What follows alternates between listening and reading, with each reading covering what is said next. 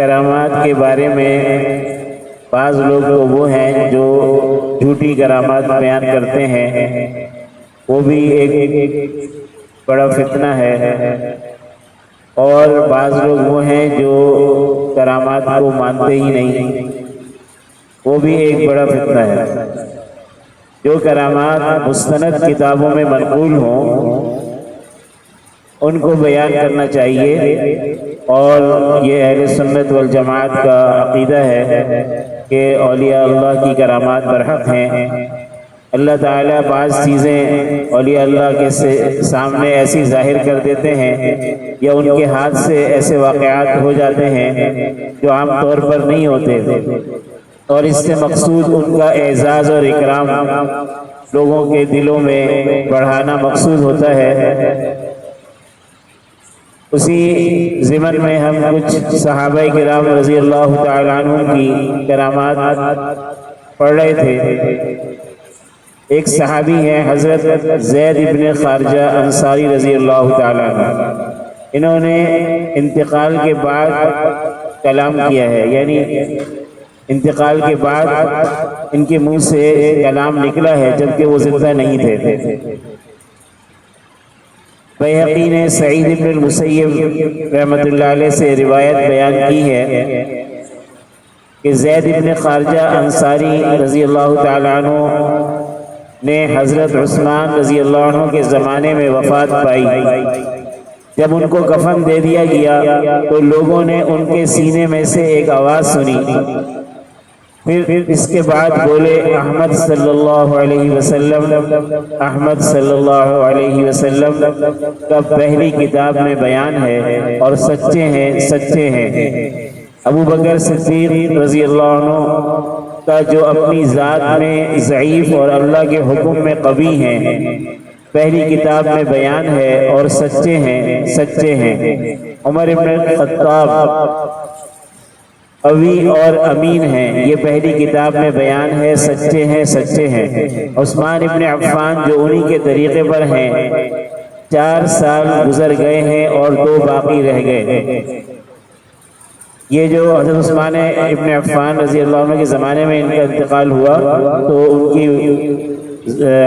مدت خلافت کے 4 سال گزر گئے تھے، تو 2 سال باقی تھے، تو اس لیے وہ کہہ رہے ہیں کہ 4 سال گزر گئے ہیں اور 2 باقی رہ گئے، فتنے آ گئے۔ حضرت عثمان غنی رضی اللہ عنہ کے خلافت کے آخر زمانے میں اسلام میں بعض ایسے فتنے رونما ہوئے کہ جو اس سے پہلے نہیں تھے، یعنی کفار اور مشرکین یہود و نصارہ کی سازشوں سے ایسے فتنے آئے بالکل ان کی خلافت کے آخری زمانے میں، تو وہی بات انہوں نے اپنی زبان سے کہی، فتنے آ گئے، قوی نے ضعیف کو کھا لیا اور قیامت قائم ہو گئی، اور عن قریب تمہارے لشکر سے تمہارے پاس عریس کنویں کی خبر آئے گی۔ اور کیا چیز ہے عریس کا کنواں؟ پھر بنی حضمہ میں ایک شخص کا انتقال ہوا، جب اس کو کفنایا گیا تو ایک آواز اس کے سینے سے بھی سنائی دی گئی، وہ بولا کہ بنو حارث بن خزرج کے آدمی نے سچ کہا ہے سچ کہا ہے، یعنی اس نے حضرت زید بن خارجہ انصاری رضی اللہ عنہ کی تصدیق کی۔ اللہ تعالیٰ نے ان کو انتقال کے بعد یہ دکھلا دیا کہ فتنے آنے والے ہیں۔ حضرت عثمان غنی رضی اللہ عنہ کی خلافت کو 4 سال ہوئے تھے اور 2 سال باقی تھے کہ اس کے بعد یہ واقعہ ہوا جو عریس کے کنویں کا واقعہ ہے، اور وہ واقعہ کیا ہے وہ آگے ذکر کرتے ہیں۔ بیہقی کہتے ہیں کہ عریس کے کنویں کا حال یہ ہے کہ حضور صلی اللہ علیہ وسلم نے ایک انگوٹھی بنوائی تھی جو حضور صلی اللہ علیہ وسلم کے ہاتھ میں رہتی تھی، جس پر محمد رسول اللہ آپ صلی اللہ علیہ وسلم نے لکھوایا تھا، اور یہ انگوٹھی آپ صلی اللہ علیہ وسلم نے اس لیے بنوائی تھی کہ جب بادشاہان اسلام کو دوسرے بادشاہوں کو خط لکھے آپ صلی اللہ علیہ وسلم نے تو ان لوگوں کا یہ دستور تھا کہ وہ بغیر مہر کے خط قبول نہیں کرتے تھے، تو وہ انگوٹھی آپ صلی اللہ علیہ وسلم کی مہر تھی جو بائیں ہاتھ کی چھوٹی انگلی کے برابر والی انگلی میں آپ صلی اللہ علیہ وسلم پہنتے تھے، اور اس کا جو نگینہ تھا یعنی جس پر لکھا ہوا تھا وہ اندر کی طرف تھا، اس کو اندر کی طرف رکھتے تھے اور اس سے آپ صلی اللہ علیہ وسلم مہر مبارک لگاتے تھے خطوط پر۔ تو وہ انگوٹھی آپ صلی اللہ علیہ وسلم نے بنوائی تھی جو آپ کے ہاتھ میں رہتی تھی، پھر حضرت ابوبکر صدیق رضی اللہ عنہ کے ہاتھ میں رہی، پھر حضرت عمر رضی اللہ عنہ کے ہاتھ میں، اور پھر حضرت عثمان رضی اللہ عنہ کے ہاتھ میں تھی، یہاں تک کہ وہ حضرت عثمان غنی رضی اللہ عنہ کے ہاتھ سے عریس کے کنویں میں گر گئی۔ پھر اس کے بعد انہوں نے وہ کنواں خالی کروایا، پورے کنویں میں تلاش کروایا لیکن کہیں نہیں ملی، اور اس کے بعد پھر فتنے رونما ہوئے، اور یہ اس وقت ہوا جبکہ ان کی خلافت کے 6 سال گزر چکے تھے۔ اس میں انہوں نے حضرت علی کرم اللہ وجہہ کا ذکر نہیں کیا، اس لیے کہ حضرت علی کرم اللہ وجہہ کی خلافت کا زمانہ ابھی نہیں آیا تھا، اور ان کی خلافت کے زمانے کے آنے سے پہلے حضرت زید بن خارجہ رضی اللہ عنہ کا وصال ہو گیا تھا، تو انہوں نے ان واقعات اور فتنوں کو بیان کیا انتقال کے بعد۔ ایک صحابی ہیں حضرت زویب ابن کلاب رضی اللہ عنہ، ابن وہب نے ابن لہیعہ سے روایت کی ہے کہ جب اسود عنسی نے نبوت کا دعویٰ کیا، یہ یمن کے اندر ایک مدعی نبوت پیدا ہوا تھا حضور پاک صلی اللہ علیہ وسلم کے زمانے میں ہی، جیسے کہ مسلمہ کذاب پیدا ہوا تھا، اسی طرح ایک کذاب یہ اسود عنسی بھی پیدا ہوا تھا۔ اس نے نبوت کا دعویٰ کیا اور صنعاء پر غلبہ پا لیا۔ صنعاء یہ یمن کا ایک علاقہ ہے، تو اس نے زویب ابن کلاب رضی اللہ عنہ کو حضور صلی اللہ علیہ وسلم کو سچا ماننے کی وجہ سے پکڑ کر آگ میں ڈال دیا، مگر آگ نے ان کو کوئی نقصان نہیں پہنچایا، بالکل زندہ صحیح سلامت آگ میں رہے۔ اور ادھر اس نے آگ میں ڈالا، ادھر حضور پاک صلی اللہ علیہ وسلم کو وحی کے ذریعے علم ہو گیا، تو حضور صلی اللہ علیہ وسلم نے یہ قصہ صحابہ رضی اللہ عنہ سے ذکر فرمایا کہ اس طرح کا واقعہ ہوا۔ تو حضرت عمر رضی اللہ عنہ نے کہا اللہ تعالیٰ کا شکر ہے اس نے ہماری امت میں حضرت ابراہیم خلیل اللہ جیسے بھی پیدا فرما دیے ہیں، یعنی گزشتہ انبیاء علیہ السلام کو جو معجزات دیے گئے ان میں سے بہت سارے معجزات حضور پاک صلی اللہ علیہ وسلم کو دیے گئے، اور آپ صلی اللہ علیہ وسلم کے معجزات میں ایک کتاب ہے حضرت مولانا سعید احمد سعید صاحبان الہند، حضرت مولانا احمد سعید دہلوی رحمۃ اللہ علیہ کی، اس کا نام ہے 300 معجزات، یعنی آپ صلی اللہ علیہ وسلم کے جو معجزات رونما ہوئے وہ اس میں بیان ہوئے ہیں۔ سب سے بڑا معجزہ تو قرآن کریم ہے کہ اس کا مثل لانے سے سارے انسان اور جن عاجز ہیں، لیکن اور بھی معجزات آپ صلی اللہ علیہ وسلم کے مختلف اوقات میں ظاہر ہوئے، تو اس کتاب میں وہ معجزات ذکر ہے۔ تو ایک معجزہ یہ بھی ہے کہ آگ میں حضرت ابراہیم علیہ السلام کو ڈالا گیا اور اللہ تعالیٰ کے حکم سے وہ آگ ان کے لیے سلامتی کا ذریعہ بن گئی اور ان کو ذرہ برابر کوئی نقصان نہیں پہنچایا۔ تو یہی معجزہ آپ صلی اللہ علیہ وسلم کے صحابی کے لیے رونما ہوا جن کا نام تھا حضرت زویب ابن کلاب رضی اللہ عنہ۔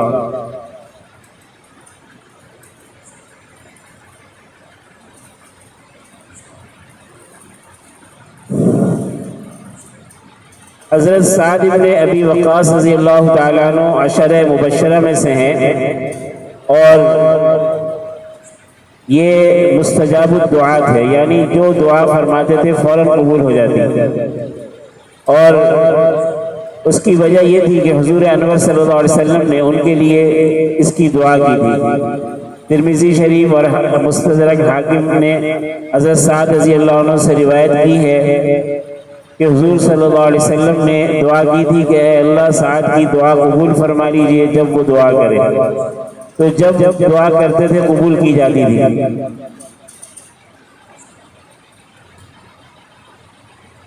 حاکم نے قیس سے روایت کی ہے کہ ایک شخص نے حضرت علی رضی اللہ عنہ کو بہت برا کہا تو حضرت سعد رضی اللہ عنہ نے دعا کی کہ اے اللہ یہ آپ کے ولیوں میں سے ایک ولی کو برا کہتا ہے، آپ اس مجمع کو اس وقت تک متفرق نہ کیجئے کہ اپنی قدرت نہ دکھلا دیں۔ تو خدا کی قسم ہم لوگ متفرق نہ ہوئے تھے کہ اس کی سواری زمین میں دھسنے لگی اور اس سواری نے اس کو کھوپڑی کے بل پتھروں میں پھینک دیا، جس سے اس کا دماغ پھٹ گیا اور مر گیا۔ فوراً اللہ کی طرف سے ان کی دعا کی قبولیت کا اثر ظاہر ہوا اسی مجلس میں جس میں وہ موجود تھا۔ حاکم نے ابن مسیب سے روایت کیا ہے کہ مروان خلیفہ نے کہا کہ یہ مال ہمارا مال ہے، جسے ہم چاہیں گے دیں گے، یعنی اس کو اللہ تعالیٰ نے خلیفہ بنا دیا تو اس نے ایسی بات کہی کہ یہ مال ہمارا مال ہے جو ہمیں ملا ہے، حالانکہ خلیفہ کا مال نہیں ہوتا، تمام اہل اسلام کا مال ہوتا ہے۔ تو اس نے جب ایسی بات کہی کہ یہ مال ہمارا مال ہے جسے ہم چاہیں گے دیں گے، تو حضرت سعد رضی اللہ عنہ نے ہاتھ اٹھائے اور کہا کیا میں دعا کروں؟ مروان کود کر آیا اور گلے سے لپٹ گیا اور عرض کیا کہ اے ابو اسحاق، میں آپ کو خدا کی قسم دیتا ہوں آپ دعا نہ کیجیے، یہ مال تو سب اللہ تعالیٰ کا ہی ہے۔ وہ بھی جانتے تھے کہ یہ دعا اگر کر دیں گے تو فوراً قبول ہو جائے گی اور پھر ہماری خیر نہیں ہے، اس لیے فوراً ان سے منت سماجت کی کہ یہ مال تو اللہ تعالیٰ کا ہی ہے، ہمارا نہیں ہے۔ حضرت سعد بن ابی وقاص رضی اللہ عنہ کے بڑے کارنامے ہیں، انہوں نے ملک ایران کو جو اس وقت بہت بڑی سپر پاور طاقت تھی اس کو فتح کیا اور کسریٰ کی حکومت کو انہوں نے پلیا میٹ کیا۔ تو اس جہاد کا واقعہ ذکر کر رہے ہیں کہ ابو نعیم نے ابن دفیلی سے روایت کی ہے کہ جب سعد ابن ابی وقاص رضی اللہ عنہ نہر شیر پر اترے تو کشتیاں طلب کی،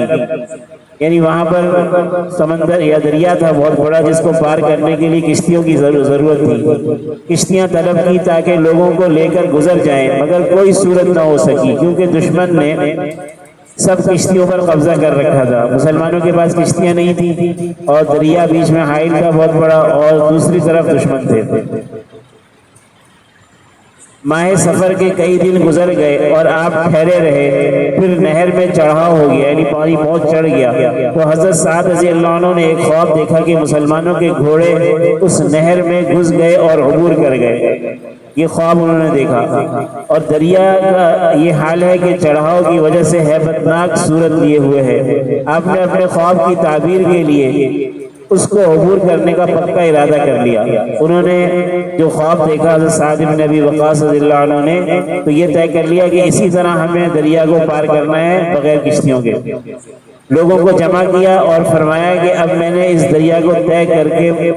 دوسری طرف جانے کا ارادہ کر لیا ہے، اور سب لوگوں کو اجازت دے دی کہ وہ دریا کے اوپر سوار ہو جائیں، دریا کے اوپر ہی اپنے گھوڑوں کو ڈال دیں،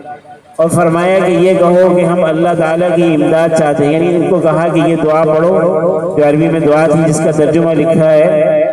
یہ کہو کہ ہم اللہ تعالیٰ کی امداد چاہتے ہیں اور اسی پر توکل کرتے ہیں، اللہ ہی ہم کو کافی ہے اور وہی بہترین ذمہ دار ہے، کوئی تغیر اور قوت نہیں مگر اللہ تعالیٰ ہی کی جانب سے ہے جو بڑے مرتبے اور بڑی عظمت والا ہے۔ پھر سب کے سب دریا میں گھس گئے اور موجوں کے اوپر سوار ہو گئے، گھوڑوں سمیت وہ صحابہ رضی اللہ عنہم اور ان کے ساتھی سارے، جن میں بہت سے تابعین بھی تھے جو جہاد میں شریک تھے، پورا لشکر دریا کے اوپر سوار ہو گیا اور دریا میں سے جھاگ اٹھ رہے تھے اور اس میں سیاہ پانی تھا، اور وہ لوگ آپس میں قریب قریب تھے اور باتیں کر رہے تھے، جیسے کہ زمین پر چلنے میں باتیں کرتے ہیں، جیسے زمین میں چلنے میں باتیں کرتے رہتے ہیں ایسے ہی باتیں کر رہے تھے۔ تو اہل فارس کو اس بات سے، یعنی ایرانیوں کو جو انہوں نے دیکھا کہ لشکر دریا کے اوپر چل کے آ رہا ہے، تو اس بات سے جو ان کے گمان میں بھی نہ تھی بہت تعجب ہوا اور اپنی جانوں کو بچا کے لے گئے۔ بہت سا مال چھوڑ کر وہاں سے بھاگ گئے۔ غرض سفر سن 16 ہجری میں مسلمان کسریٰ کے شہروں میں داخل ہو گئے اور جو مال کسریٰ کے گھروں میں باقی تھا اس پر قبضہ کر لیا۔ اور ابو نعیم نے عمیر ساعدی سے روایت کی ہے کہ جب یہ لوگ دریا میں داخل ہوئے تو ایک دوسرے کے قریب قریب ہو گئے۔ حضرت سلمان رضی اللہ عنہ اور حضرت سعد رضی اللہ عنہ بالکل قریب قریب تھے، متصل تھے، برابر میں پانی میں ساتھ ساتھ چل رہے تھے۔ سعد رضی اللہ عنہ نے کہا کہ یہ بڑی عزت اور بڑے علم والے کے مقدر کرنے سے ہے، یعنی یہ اللہ عزیز و علیم کی تقدیر ہے اور اس کا یہ فیصلہ ہے، اور اس نے ہمارے لیے دریا کو مسخر کر دیا کہ ہم دریا پر بغیر کسی کشتی کے گھوڑوں پر جا رہے ہیں۔ پانی ان لوگوں کو اوپر کو اٹھا رہا تھا اور گھوڑا ہمیشہ سیدھا کھڑا رہتا تھا، گھوڑا بھی ذرا سا بھی نہیں ڈگمگاتا تھا۔ جب گھوڑا تھک جاتا تو کوئی ٹیلا ظاہر ہو جاتا، یعنی پانی کے اندر ہی اللہ تعالیٰ ٹیلے ان کے لیے ظاہر کر دیتے تھے، مٹی کے ٹیلے، اور اس پر اس طرح آرام کر لیتا تھا کہ گویا زمین پر ہے۔ پھر مدائن کہتے ہیں مدائن میں اس سے زیادہ عجیب واقعہ نہیں ہوا۔ یہ جنگ مدائن تھی، مدائن اس علاقے کا نام تھا جہاں ان کو پہنچنا تھا اور اس کو فتح کرنا تھا۔ تو کہتے ہیں کہ مدائن میں اس سے زیادہ عجیب واقعہ نہیں ہوا، اور اسی وجہ سے اس کو یوم الجراثیم، ٹیلوں کا دن کہا جاتا ہے، کہ جب کوئی تھک جاتا ایک ٹیلا اٹھاتا تھا اور اس پر وہ آرام کر لے۔ اللہ تعالیٰ کی ایسی مدد اس جہاد میں آئی۔ حضرت سعد ابن ربیع رضی اللہ تعالیٰ عنہ، حاکم اور بیہقی نے زید ابن ثابت رضی اللہ عنہ سے روایت کی ہے اور حاکم نے اس کو صحیح کہا ہے کہ حضرت زید رضی اللہ عنہ کہتے ہیں کہ مجھ کو جنگ احد کے دن حضور پاک صلی اللہ علیہ وسلم نے بھیجا کہ سعد ابن ربیع کو تلاش کرو، اگر تم ان کو دیکھو تو میری طرف سے سلام کہنا اور کہنا کہ تم اپنے کو کیسا پاتے ہو، کیا حال ہے۔ تو کہتے ہیں کہ میں نے ان کو تلاش کیا اور میں نے ان کو اس حال میں پایا کہ ان کا دم آخر تھا، یعنی بالکل انتقال ہونے والا تھا، اور ان پر نیزوں اور تلواروں اور تیروں کے 70 زخم تھے۔ انہوں نے جواب دیا کہ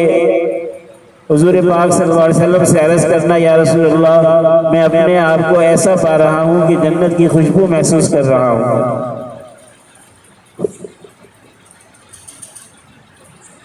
اور میری قوم انصار سے فرما دیجئے کہ اگر رسول اللہ صلی اللہ علیہ وسلم تک دشمن پہنچ گیا، یعنی انہوں نے ان صحابی سے کہا جن کو آپ صلی اللہ علیہ وسلم تلاش کرنے کے لیے بھیجا تھا، زید بن ثابت رضی اللہ عنہ سے، کہ میری قوم انصار سے کہہ دینا کہ اگر رسول اللہ صلی اللہ علیہ وسلم تک دشمن پہنچ گیا اور تم میں سے ایک شخص بھی باقی رہا، ایک متنفس بھی باقی رہا، تو تمہارا کوئی عذر نہیں ہو سکے گا۔ اور اس کے بعد روح پرواز کر گئی۔ صحابہ کرام رضی اللہ عنہ کے یہ حیرت انگیز واقعات حضرت شیخ الحدیث حضرت مولانا محمد زکریا صاحب رحمۃ اللہ علیہ نے